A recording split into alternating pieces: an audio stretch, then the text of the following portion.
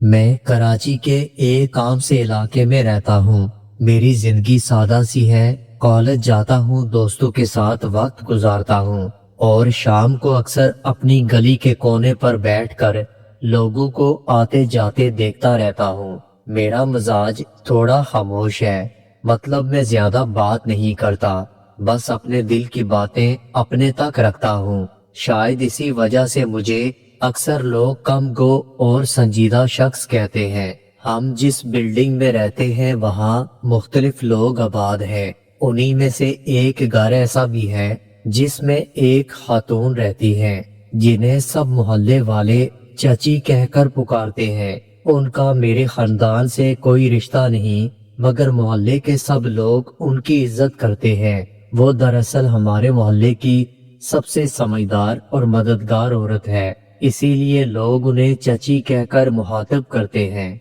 मैं भी उन्हें शुरू के दिन से चची कहता हूँ।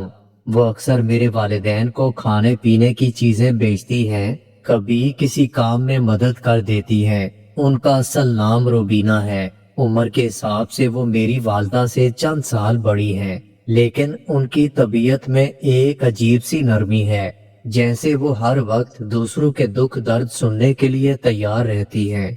मेरी उनसे ज्यादा बात नहीं थी, बस सलाम दुआ तक मामला रहता था। लेकिन एक दिन ऐसा वाकया पेश आया जिसने मेरी जिंदगी का रुख बदल दिया। वो शाम मुझे अच्छी तरह याद है। मैं कॉलेज से वापस आया तो बिल्डिंग के सहन में कुछ शोर शराबा था। मैंने करीब जाकर देखा तो रुबीना चाची सख्त परेशान खड़ी थी।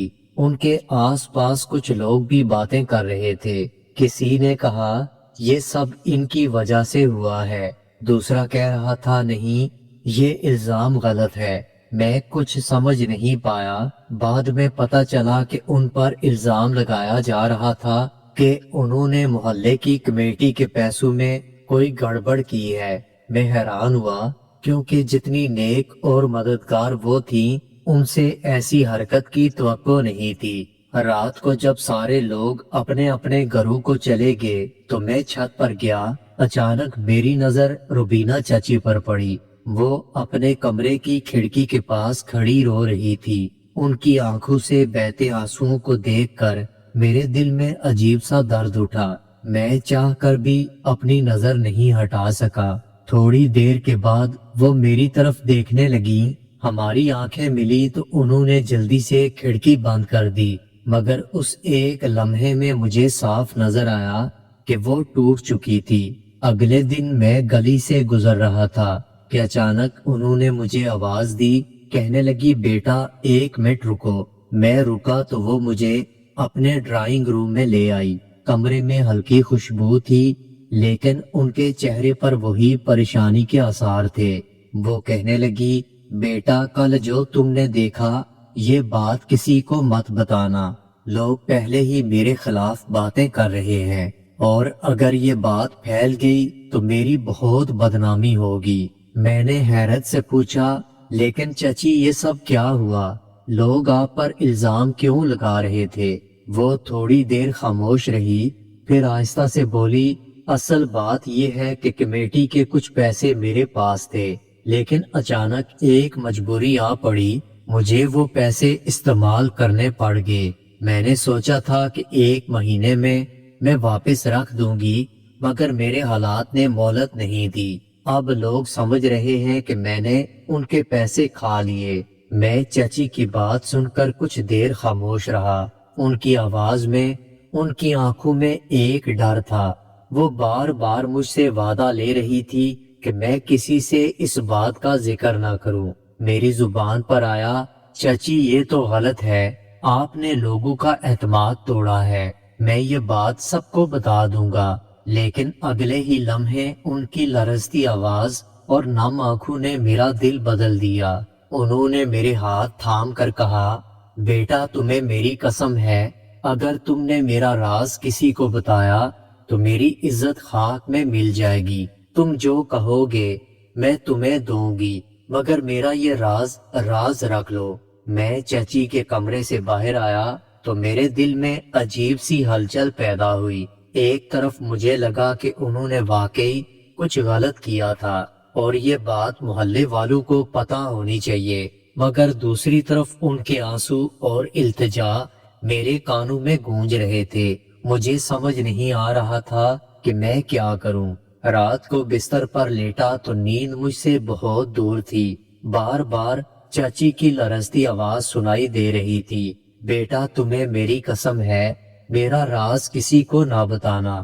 میں نے سوچا اگر یہ بات پھیل گئی تو پورے محلے میں ان کی بہت بدنامی ہوگی، لوگ ان پر طرح طرح کے الزام لگائیں گے، شاید وہ گھر سے نکلنے کے قابل نہ رہیں۔ میں نے فیصلہ کر لیا کہ فی الحال یہ بات اپنے دل میں رکھوں گا، لیکن میرے دل کی بے چینی ختم نہیں ہوئی۔ اگلے دن کالج سے واپس آیا تو دیکھا چچی صحن میں پانی لگا رہی تھی۔ مجھے دیکھ کر مسکرانے لگی جیسے کل کی بات کو بھول جانا چاہتی ہو۔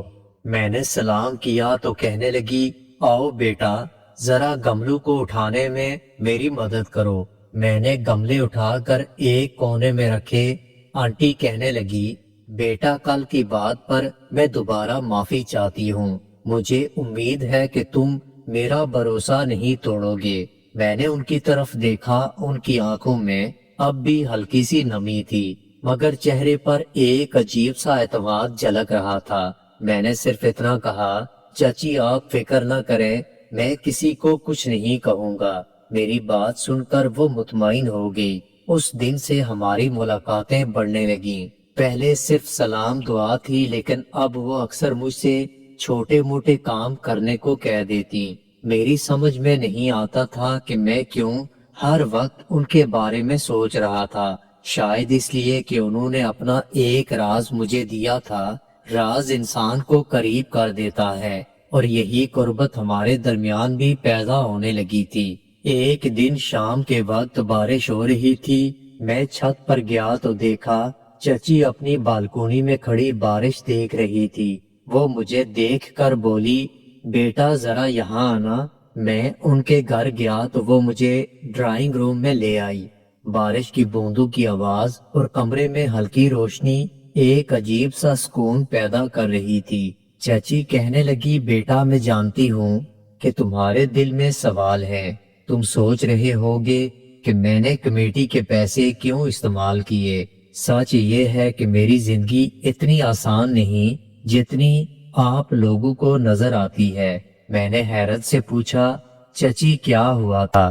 وہ کرسی پر بیٹھ گئی اور آہستہ آہستہ بتانے لگی، میرا بھائی بیمار ہے، اسے اسپتال میں داخل کروانا پڑا۔ میرے پاس اتنے پیسے نہیں تھے، اس لیے میں نے کمیٹی کے پیسے استعمال کیے۔ میں نے سوچا کہ جلد واپس کر دوں گی، مگر بھائی کی حالت ابھی تک خراب ہے۔ میں چچی کی بات سن کر خاموش ہوا۔ میرے دل میں ان کے لیے ہمدردی پیدا ہوئی۔ اب مجھے لگنے لگا کہ انہوں نے کوئی خود غرضی نہیں بلکہ مجبوری میں یہ کام کیا تھا۔ تھوڑی دیر خاموش رہنے کے بعد میں نے کہا، چچی آپ فکر نہ کریں، میں کسی کو کچھ نہیں بتاؤں گا، بلکہ اگر آپ چاہیں تو میں بھی کسی طرح آپ کی مدد کر سکتا ہوں۔ میری بات سن کر ان کی آنکھوں میں عجیب سی خوشی جھلکنے لگی۔ وہ کہنے لگی، بیٹا تم بہت اچھے ہو، اگر تم نہ ہوتے تو شاید میں یہ بوجھ برداشت نہ کر پاتی۔ اس دن کے بعد سے ہماری باتیں اور لمبی ہونے لگیں۔ وہ مجھے اپنے دکھ درد بتاتی اور میں پہلی بار زندگی میں کسی کے ساتھ اس طرح دل کی بات کر رہا تھا۔ ایک دن چچی نے کہا، بیٹا راز رکھنے کے لیے حوصلہ چاہیے، تم نے میرا بھروسہ رکھا ہے، اس لیے تم ہمیشہ میرے قریب رہو گے۔ یہ سن کر میرے دل میں عجیب سا سکون پیدا ہوا۔ اب مجھے لگنے لگا تھا کہ میں ان کے راز کا محافظ ہوں، اور یہی بات مجھے ان کے اور قریب لے کر جا رہی تھی۔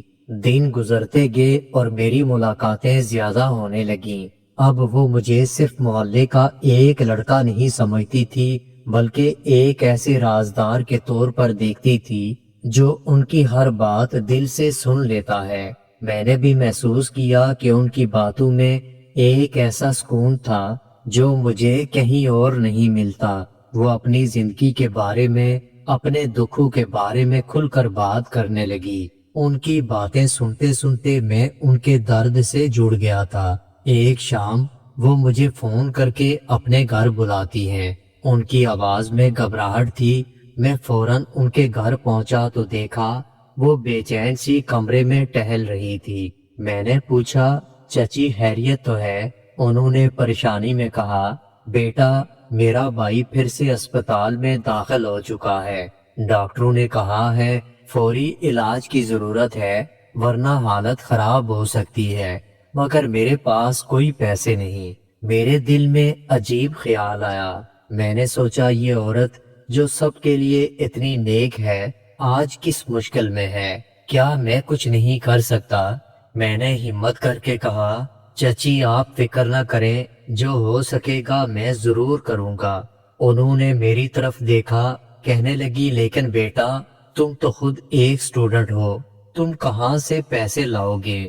میں نے جواب دیا چچی میرے والد کے پاس تھوڑی سی بچت ہے، میں ان سے کہوں گا کہ ایک دوست کی فیملی مشکل میں ہے، شاید وہ میری مدد کر دے۔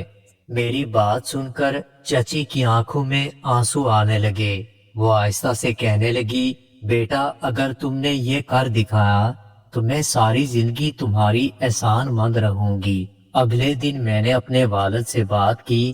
میں نے صاف چچی کا ذکر نہیں کیا، بس اتنا کہا کہ میرے ایک دوست کا رشتہ دار بیمار ہے اور اس کے پاس علاج کے لیے پیسے نہیں، اسے تھوڑی مدد چاہیے۔ میرے والد نے مجھے کچھ پیسے دے دیے۔ جب میں نے وہ پیسے چچی کو دیے انہوں نے میرے سر پر ہاتھ رکھتے ہوئے کہا بیٹا تم نے میرے بھائی کی زندگی بچا لی، اللہ تمہیں لمبی زندگی دے۔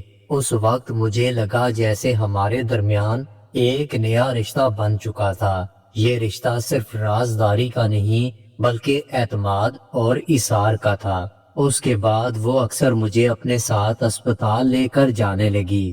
وہاں جا کر میں نے دیکھا ان کا بھائی بہت بیمار تھا۔ چاچی کی آنکھوں میں تھکن اور فکر تھی، لیکن جب وہ مجھے اپنے پاس دیکھا کرتی تو ان کے چہرے پر تھوڑی مسکراہٹ آ جاتی۔ ایک دن ہسپتال سے لوٹتے وقت وہ کہنے لگی بیٹا تم نے جو کیا وہ میرے اپنے سگے بھائی بھی نہیں کر سکتے، میں نہیں جانتی کہ اس کا بدلہ میں تمہیں کیسے ادا کروں گی۔ میں نے مسکرا کر کہا چچی آپ کو بدلہ دینے کی ضرورت نہیں، بس یہ دعا کریں کہ آپ کے بھائی جلدی ٹھیک ہو جائیں۔ پھر چچی کہنے لگی بیٹا تم نے میرا راز رکھا، میرا بوجھ بانٹا، میرے بھائی کے لیے کھڑے ہوئے، یہ سب کچھ تمہارے بغیر ممکن نہیں تھا۔ ان کی باتیں سن کر میرے دل میں ان کے لیے اور زیادہ احترام پیدا ہوا۔